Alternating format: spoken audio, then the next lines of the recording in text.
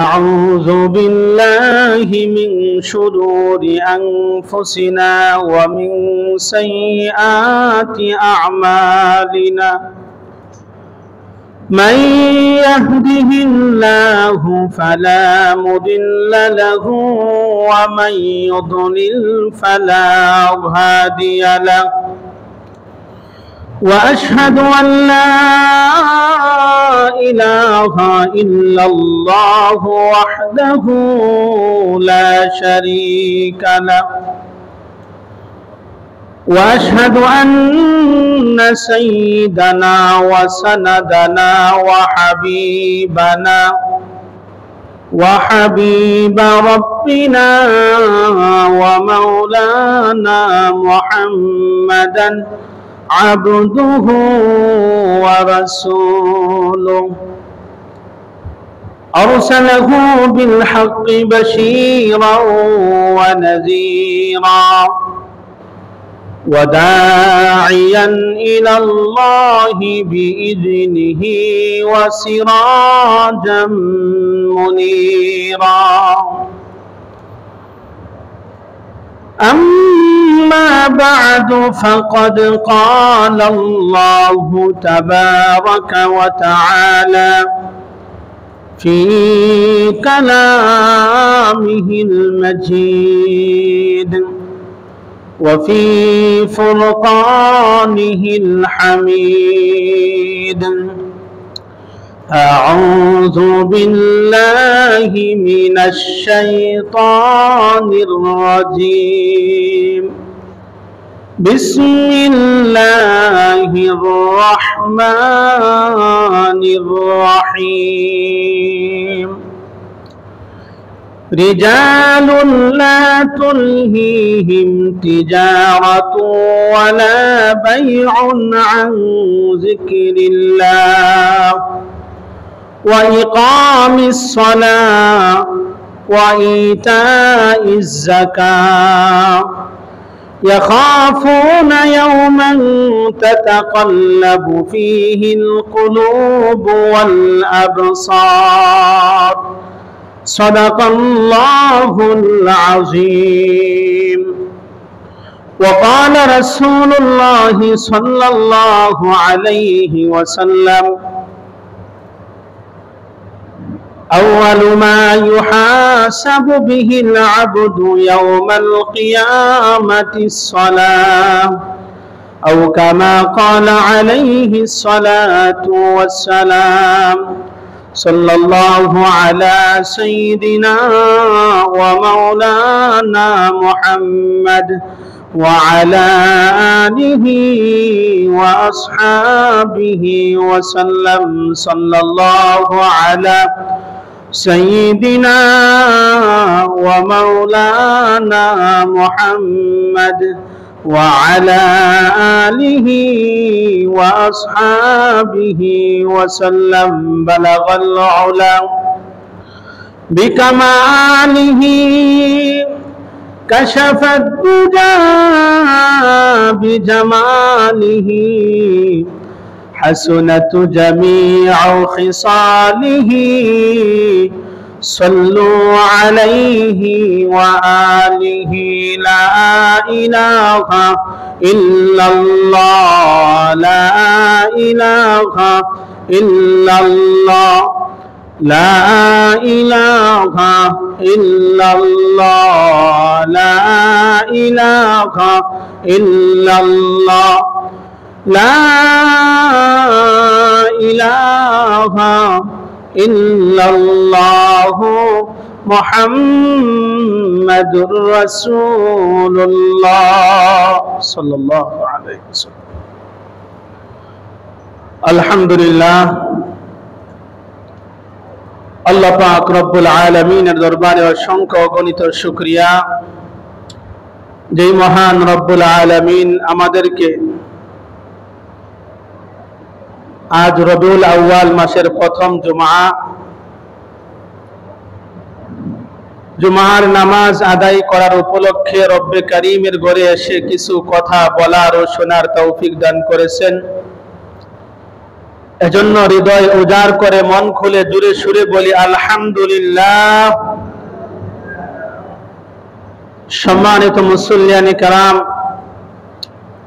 আমি আপনাদের সামনে কোরআনুল কারীমের সূরাতুন নূর, এই সূরার 37 নং আয়াতে কারিমা তেলাওয়াত করেছি।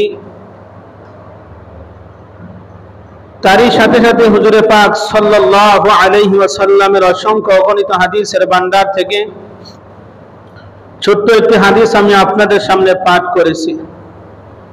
আল্লাহ সুবহানাহু ওয়া তাআলা যদি আমাকে তৌফিক দান করেন, এই আয়াত ও হাদিসটুকু সামনে নিয়ে নির্ধারিত বিষয়ের উপর সংক্ষিপ্তভাবে কিছু আলোচনা করব। ওয়া মা তৌফিকি ইল্লা বিল্লাহ। সম্মানিত মুসল্লিয়ানি কেরাম,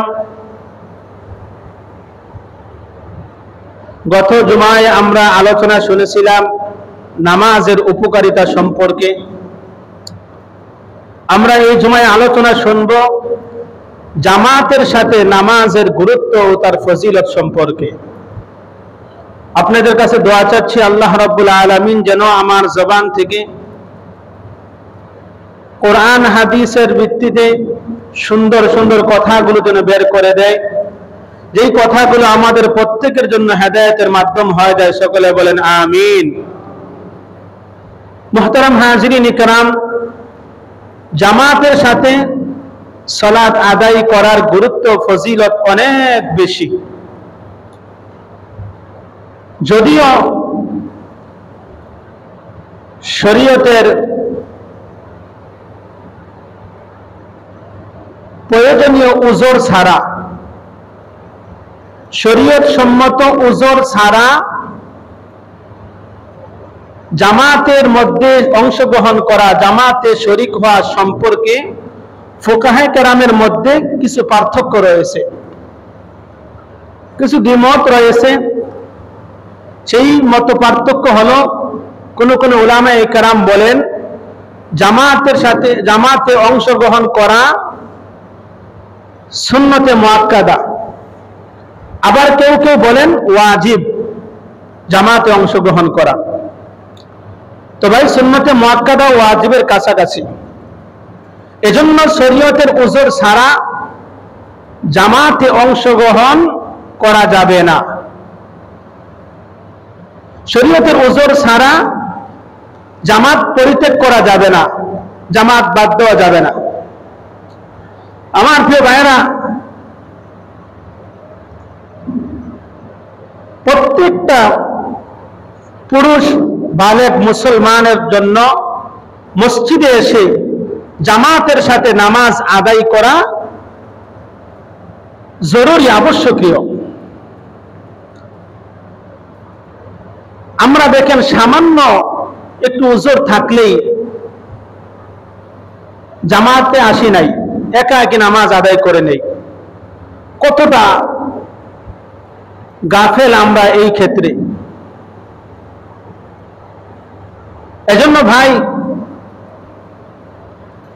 আজকের এই জুমায় আমরা আলোচনা শুনবো জামাতের সাথে নামাজ আদায় করার ফজিলত ও তার গুরুত্ব কতটা।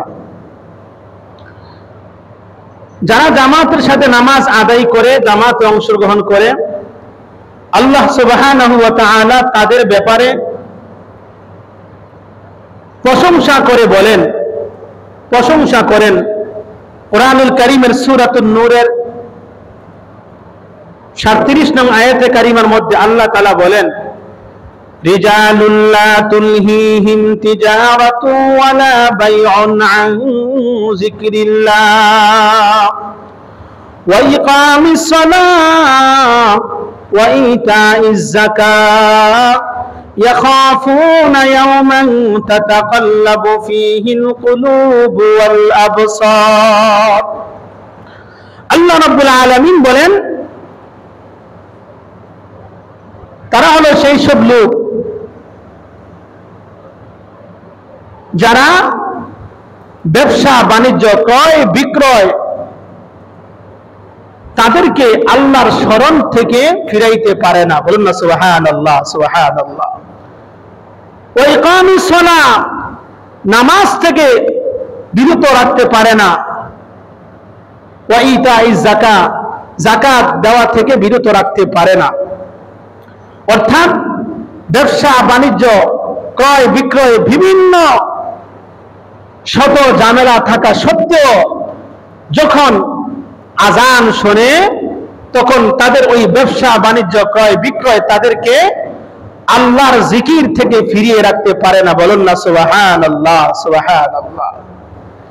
এটার কারণ আল্লাহ রাব্বুল আলামিন বলেন, ইয়াখাফুনা ইয়াওমান তাতাকাল্লাবু ফীহিল কুলুবু ওয়াল আবসার,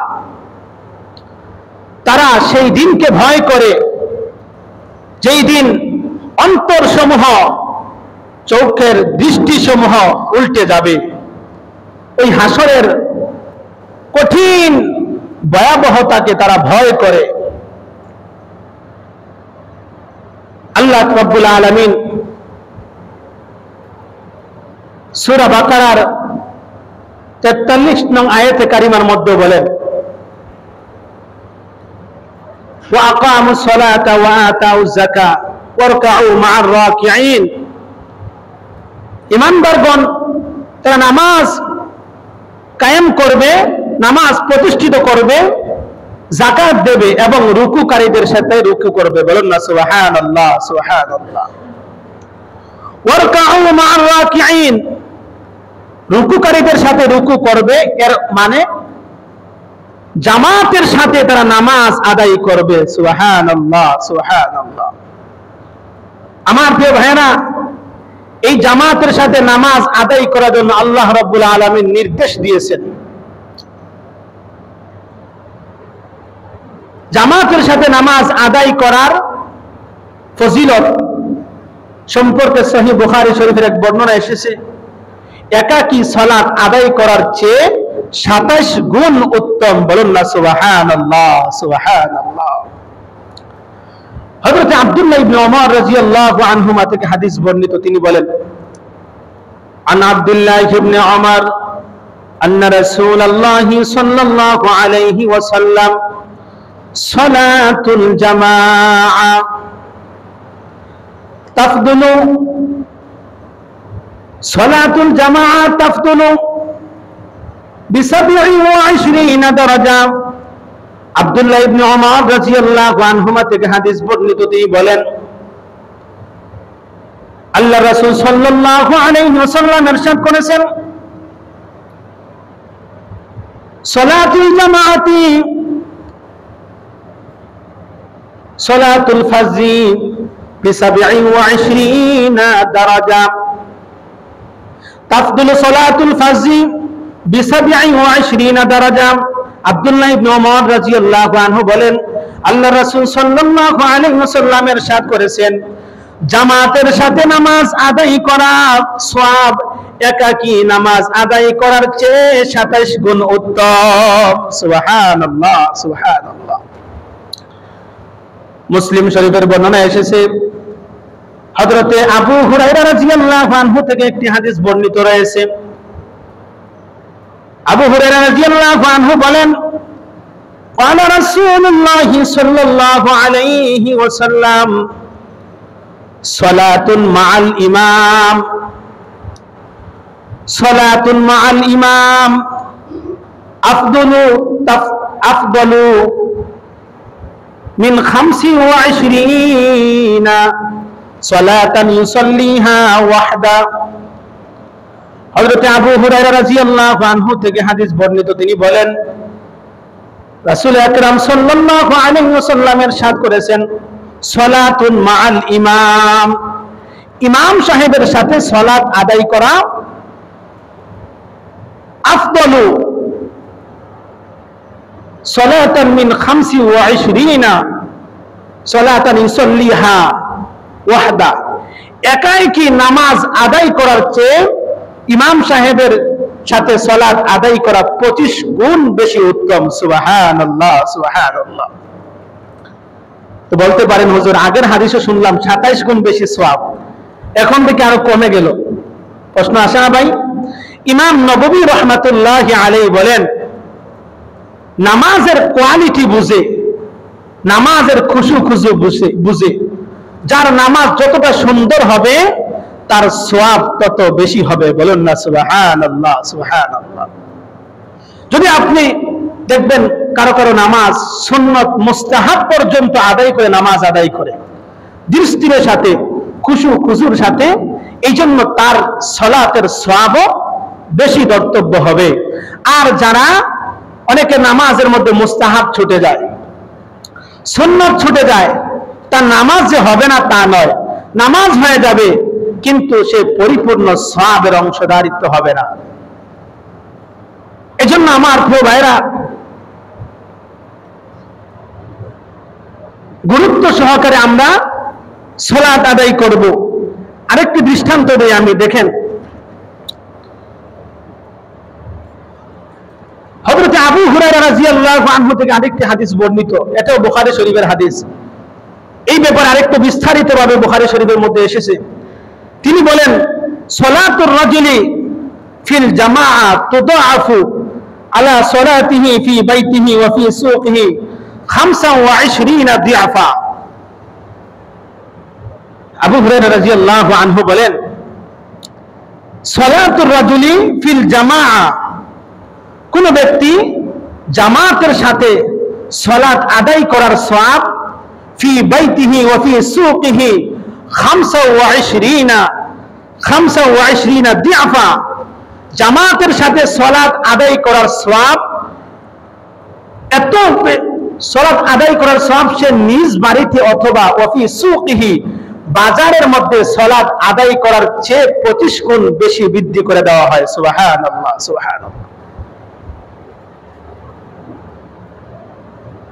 বাজারের মধ্যে সালাত আদায় করা অথবা নিজ বাড়িতে সালাত আদায় করার চেয়ে 25 গুণ বেশি বৃদ্ধি করে দেওয়া হয় যেই ব্যক্তি জামাতের সাথে সালাত আদায় করে। বলুন না সুবহানাল্লাহ, সুবহানাল্লাহ।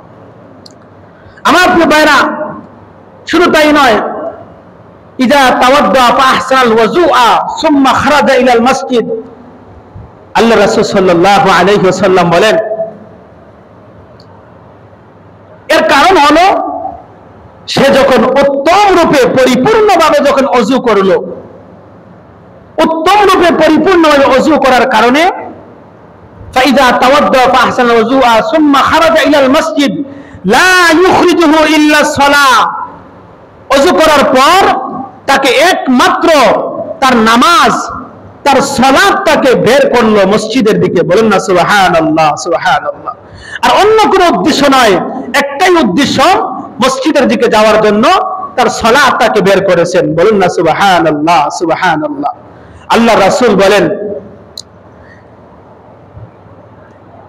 লাম ইয়াখতু খাতওয়াতান ইল্লা রুফিআত বিহা দারাজাতান ওয়া হুত্তা আনহু বিহা খাতিআতান। রাসূল বলেন, এইভাবে সে মসজিদে যাওয়ার কারণে একমাত্র উদ্দেশ্য মসজিদের দিকে যাবে।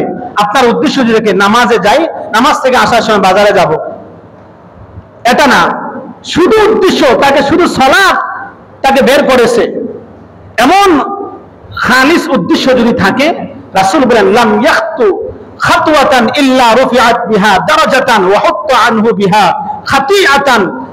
এইভাবে সে এই উদ্দেশ্যে বের হয়ে মসজিদে আসতে গিয়ে তার যত কদম জমিনের মধ্যে ফেলেছে, যত কদম দিয়েছে, যত পা রেখেছে, তার প্রতিটি কদমের বিনিময়ে আল্লাহ রাব্বুল আলামিন তার এক একটা মর্তবা বৃদ্ধি করে দিয়েছেন। সুবহানাল্লাহ, সুবহানাল্লাহ। শুধু তাই নয়, তার এক একটা গুনাহ আল্লাহ ক্ষমা করে দেন। বলুন না সুবহানাল্লাহ, সুবহানাল্লাহ। এখন ভাই, যার বাড়ি দূরে, সে যত কদম ফেলে মসজিদে আসছে, তার তত বেশি গুনাহ ঝরে যায়। বলুন না সুবহানাল্লাহ। তত বেশি তার মর্যাদা আল্লাহ তাআলা বৃদ্ধি করে দেয়। সুবহানাল্লাহ, সুবহানাল্লাহ। আমার প্রিয় ভাইরা, শুধু তাই নয়, ফাইদা সাল্লালাম তাজাল, আল্লাহ রাসূল বলেন, এবং যে ব্যক্তি সালাত আদায় করার পর ফাইজা সাল্লালাম তাজাল, ওই সালাতের ওই নির্দিষ্ট স্থানে যখন সে বসে থাকে, দেখেন আমাদের একটা স্বভাব হলো, আমরা যখন কোনো পেরেশানির মধ্যে পড়ে যাই, কোনো পেরেশানির মধ্যে যখন পড়ে যাই, তখন দেখবেন নামাজের অনেক শেষে আমরা আসি, নামাজ আরম্ভ হওয়ার সামান্য আগে আমরা আসি, অথবা নামাজে মসবুক হই পেরেশানির মধ্যে ভুক্ত হইতে হইতে। আবার কোন সুরত নামাজটা শেষ করে আবার মসজিদ থেকে কত তাড়াতাড়ি বের হইতে পারি সেই প্রতিযোগিতার মধ্যে আমরা লেগে যাই। এমন হয় না ভাই? অথচ দেখেন, আমি গত 2 জুমা আগেও বলেছিলাম এই কথাটুকু এই হাদিসের মধ্যে এসেছে, ফাইজা সাল্লাল্লাম তাজাল, সে যখন সালাত আদায়ের পর যখন ওই স্থানেই বসে থাকে, পেরেশানি আপনার মধ্যে, সালাত আদায় করার পর আপনি মসজিদের মধ্যে একটু বসে থাকেন, একটু আপনি মুরাকাবা করেন, এই যতক্ষণ পর্যন্ত বান্দা এই সালাত আদায় করার পর মসজিদের মধ্যে ওই নির্দিষ্ট স্থানে যখন বসে থাকবে, মালাইকা ফেরেশতাগণ সল্লি আলাইহি মা দামা ফি মুসাল্লাহু, তখন ফেরেশতাগণ তার জন্য 2টা দোয়া করতে থাকে। বলুন না সুবহানাল্লাহ, সুবহানাল্লাহ। আল্লাহুম্মা সল্লি আলাইহি, আয় আল্লাহ, আপনার এই বান্দা পেরেশানির মধ্যে ভুক্ত হয়ে আপনার ঘর মসজিদের মধ্যে সালাত আদায় করার পরও বসে আছে, আল্লাহ আপনি আপনার বান্দার উপর আপনি শান্তি বর্ষণ করেন। বলুন না সুবহানাল্লাহ, সুবহানাল্লাহ। ও ভাই, আপনি পেরেশানির মধ্যে পড়ে যদি আপনি দুনিয়ার কারো কাছে যান, শতকরা 90% মানুষ চাইবে আপনাকে আর গাতের মধ্যে ফেলানোর জন্য। কথা বলেন ঠিক কিনা? এই হলো আমাদের বাঙালির অভ্যাস। এজন্য বাঙালির মধ্যে আপনার কি বলে যে ওই যে কাবাডি খেলা, জাতীয় খেলা করছে, কাবাডি খেলার মধ্যে দেখেন না, যিনি চি দিয়ে যায়, একজন যায় আরো একজন চি নিয়ে যায়, সে চায় একজনকে শেষ করে ফিরে আসার জন্য, তাকে আরো 10 জনে টেনে হেসড়ে তাকে রেখে দেয়, তাহলে হ্যাঁ না যাইতে পারে। এই হলো আমাদের অভ্যাস। একজন কোনো ভালো কাজ করলে সমাজের মধ্যে যদি সে ভালো হইতে চায়, আমরা 10 জন চাই তাকে সমাজের মধ্যে কিভাবে আরো খারাপ করতে। এই হলো আমাদের অভ্যাস।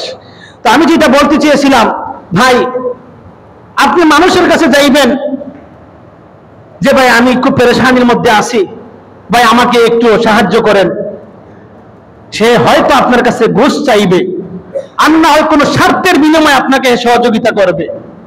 বিনা স্বার্থে শতকরা 10 জন মানুষও মিলবে না। মানুষ যে ভালো মানুষ নাই তা বলতেছি না, ভালো মানুষও আছে, বিনা স্বার্থে সে কাজ করবে না। কিন্তু আপনি যদি আল্লাহর ঘর মসজিদের মধ্যে সালাত আদায় করার পর কিছু সময় দেন, তখন নিঃস্বার্থে বিনা স্বার্থে আল্লাহর তৈরি নূরের তৈরি ফেরেশতাগণ আপনার জন্য 2টা দোয়া করবে। বলুন না সুবহানাল্লাহ, সুবহানাল্লাহ। আয় আল্লাহ, আমরা ফেরেশতা, আমরা আপনার কাছে ফরিয়াদ করতেছি, আপনার এই বান্দার উপর আপনি শান্তি বর্ষণ করুন। বলুন না সুবহানাল্লাহ। আল্লাহুম্মা সাল্লি আলাইহি আল্লাহুম্মা আরহামহু। আরেকটি দোয়া করতে থাকে, আল্লাহ আপনার এই বান্দাকে আপনার রহমতের চাদর দ্বারা তাকে বেষ্টন করে নেন। বলুন না সুবহানাল্লাহ, সুবহানাল্লাহ। আমার প্রিয় ভাইরা, শুধু তাই নয়, আল্লাহর রাসূল বলেন, ওয়ালা ইয়াজালু আহাদুকুম ফি সালাতিন মা ইনতাযারা আস-সালাহ। রাসূল আকরাম সাল্লাল্লাহু আলাইহি ওয়াসাল্লাম ইরশাদ করেছেন, যতক্ষণ পর্যন্ত বান্দা নামাজের সালাতের অপেক্ষা করবে, অথবা নামাজের আগে আপনি এসে সালাতের অপেক্ষা করতেছেন, অথবা আপনি এক সালাত আদায় করার পর আপনার আর কোনো কাজ নেই, আপনি মসজিদে বসে বসে আরেক সালাতের অপেক্ষা করতেছেন, আরেক ওয়াক্ত নামাজের অপেক্ষা করতেছেন, রাসূল বলেন সে যতক্ষণ পর্যন্ত নামাজের অপেক্ষা করবে ততক্ষণ ওই ব্যক্তিকে নামাজের মধ্যেই কর্তব্য হবে। বলেন না সুবহানাল্লাহ, সুবহানাল্লাহ। যতক্ষণ আপনি নামাজের জন্য অপেক্ষা করবেন ততক্ষণ আপনাকে নামাজের মধ্যে আপনি আছেন এমন হিসাবে আপনাকে ধরবে। সুবহানাল্লাহ, সুবহানাল্লাহ। আমার প্রিয় ভাইরা, দেখেন, যার অন্তরটা বেকুল হয়ে যায়, খুব মনোযোগ সহকারে আলোচনা শুনবেন ভাই। শুধু মজা পাওয়ার জন্য সুবহানাল্লাহ আলহামদুলিল্লাহ বলার জন্য আলোচনা শুনবেন না, আমলে পরিণত করবেন যে হুজুর আলোচনা করেছে, আজকে জুমা থেকে আমি কি শিখলাম, কি আমল করলাম। মানুষ যত নসিহত শুনে ইসলাহ হওয়ার কথা, মানুষ খালি ফিসলা হইতেছে। আজকে সমাজের মধ্যে কি অবস্থা দেখেন, মুসল্লি পাওয়া যায় না ফজরের জামাতে, ফজরের জামাতে মুসল্লিগণ পাওয়া যায় না। যদি শুধু যারা মাদ্রাসা মসজিদ পরিচালনা করে, সমাজের মধ্যে নেতৃত্ব দেয়, তারাও যদি মসজিদের মধ্যে দায়িত্বে আসতো, তাহলে ফজরের মুসল্লি এক কাতার হয়ে যাইত। চেয়ার দখল করে বসে আছে, নামাজের কোনো খবর নেই। পথ না পাইলে আবার সমাজের মধ্যে ফিতনা করবে। এজন্য ভাই মসজিদমুখী হন। দেখেন, দুনিয়ার মধ্যে সূর্যের তাপ যদি আপনার শরীরের মধ্যে লাগে, আপনার শরীরে অশান্তি করলে আপনি কোনো ঘরের আশ্রয় নিতে পারেন, কোনো বাড়ির আশ্রয় নিতে পারেন, বাসার আশ্রয় নিতে পারেন, গাছের ছায়ার আশ্রয় নিতে পারেন, আপনি এসির বাতাসের নিচে বসতে পারেন, ফ্যানের বাতাসের নিচে বসতে পারেন। কিন্তু ভাই হাসরের ময়দানে যেদিন আল্লাহর ছায়া ছাড়া আর কোনো ছায়া থাকবে না, সেই দিন আপনি কোথায় যাইবেন? সেদিন আপনি কোথায় যাইবেন? মানুষ শুধু ইয়া নফসি ইয়া নফসি বলতে থাকবে। সূর্যটা মাথার উপরে থাকবে, সূর্যের তাপে মাথার মগজগুলা টপটপ করতে থাকবে, বারের মার জেলা উতলাইতে থাকে। মানুষের রূহটা বের হইতে লাগবে, কিন্তু বের হইতে পারবে না। সে চাইবে বের হওয়ার জন্য, কিন্তু তার রূহটা বের করবে না। আল্লাহ রাব্বুল আলামিন, আমার প্রিয় ভাইরা, এমন কঠিন মুসিবতের দিন কারা কারা চান যে আল্লাহ রাব্বুল আলামিনের রহমতের ছায়ার নিচে আমরা জায়গা পাইতে চাই? দেখে হাত তুলান ভাই।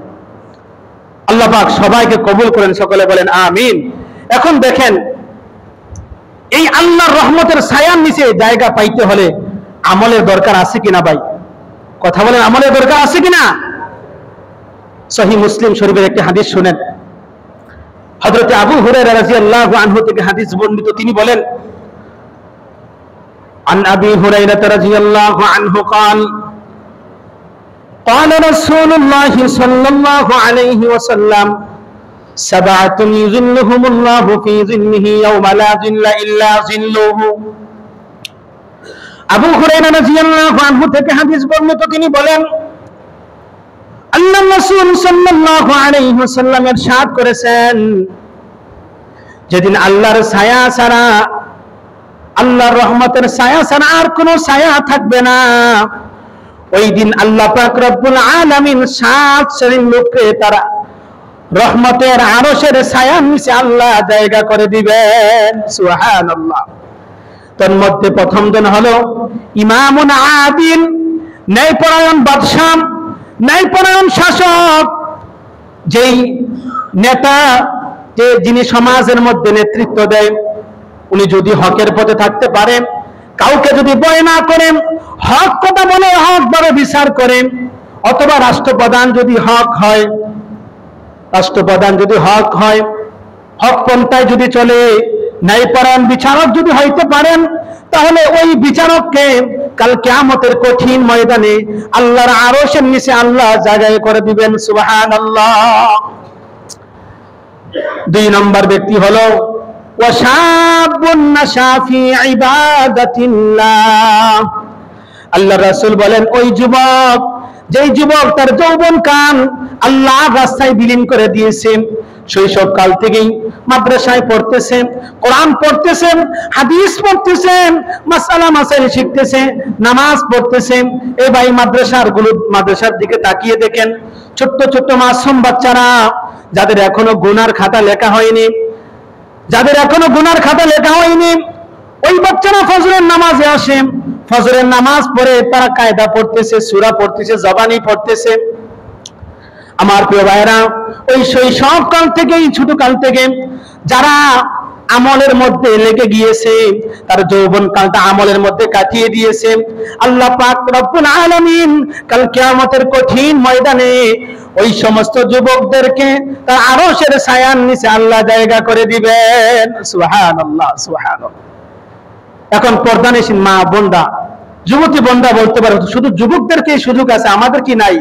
অবশ্যই যারা যুবতী বোন, পর্দানিসীন বোনেরা, যারা আমার আলোচনা শুনতেছেন, আপনারা যদি আপনাদের জীবনকে এভাবে পরিচালনা করতে পারেন, আপনার যৌবন কাল যদি আপনি ইবাদতের মধ্যে কাটিয়ে দিতে পারেন, আপনি হাসরের ময়দানে আল্লাহর আরশের ছায়ার নিচে আপনি জায়গা পেয়ে যাবেন। সুবহানাল্লাহ, সুবহানাল্লাহ।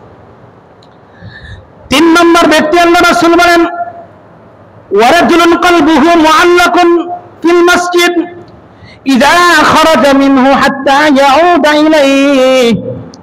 আল্লাহ রাসূল বলেন, ওই ব্যক্তি যার অন্তরটা মসজিদের সাথে লেগে থাকে, যে মানুষ তার অন্তরটা বেকুল হয়ে থাকে মসজিদের দিকে, এবার ইযা খারাজা মিনহু হাত্তা ইয়াউদা ইলাইহি, এক সালাত আদায় করার পর আরেক সালাতের জন্য, এক ওয়াক্ত নামাজ আদায় করার পর আরেক ওয়াক্ত নামাজের জন্য যার অন্তরটা বেকুল হয়ে থাকে, ফজরের নামাজ আদায় করার পর বাসায় গিয়েছেন অথবা নিজ কর্মস্থলে গিয়েছেন, কিন্তু তার অন্তরটা লেগে আছে মসজিদের দিকে, কখন জোহরের আজান হবে, কখন আসরের আজান হবে, কখন মাগরিবের আজান হবে, কখন এশারের আজান হবে। আজান শোনার সাথে সাথে সে মসজিদের দিকে চলে আসে।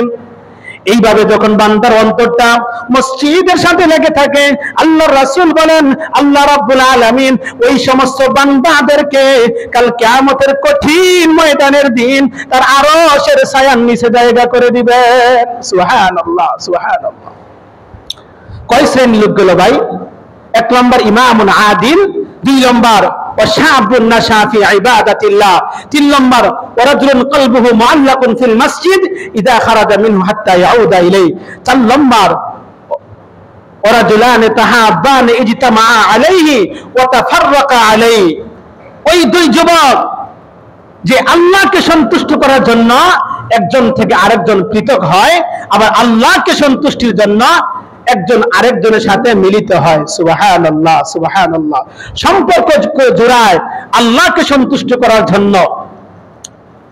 5 নম্বর ওয়ারাজুলুন যাকারাল্লাহ খালিয়ান ফাফাদাত আইনাহু, ওই ব্যক্তি যিনি নির্জনে নির্জনে গোপনে গোপনে আল্লাহকে স্মরণ করে এবং তার চক্ষুদ্বয় দিয়ে অশ্রু ঝরায়, সে রাত্রে গোপনে গোপনে উঠে তাহাজ্জুদের নামাজ পড়ে আল্লাহর দরবারে কান্দাকাটি করে, এমন ব্যক্তিকে আল্লাহর আরশের ছায়ার নিচে আল্লাহ জায়গা করে দিবেন। বলুন না সুবহানাল্লাহ, সুবহানাল্লাহ।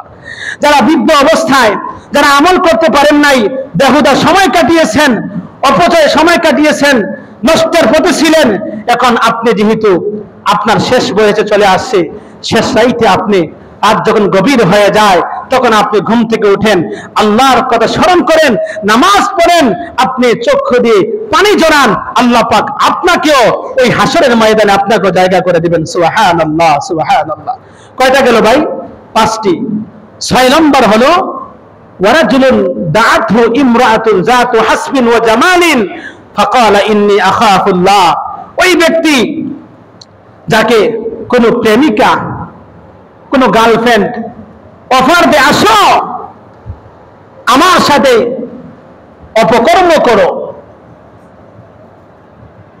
আমার সাথে অপকর্ম করো, কোন সুন্দরী, কোন সম্রাট পরিবারের কোন মেয়ে যখন অফার দেয়, যদি ওই যুবকের অন্তরের মধ্যে ভয় থাকে, ওই যুবক তখন বলবে ফাকালা ইন্নী আখাফুল্লাহ, আমি আল্লাহকে ভয় করি, আমি তোমার সঙ্গে যাইতে পারবো না। এমন যুবক কয়জন পাওয়া যাবে ভাই? এমন যুবক কয়জন পাওয়া যাবে?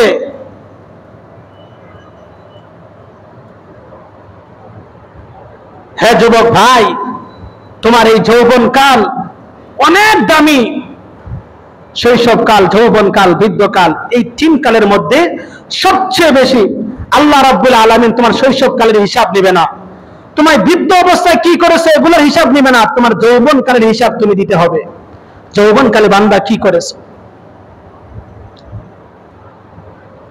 যৌবনকাল কোন পথে কাটিয়েছো, এই হিসাব আল্লাহ পাক নিবে।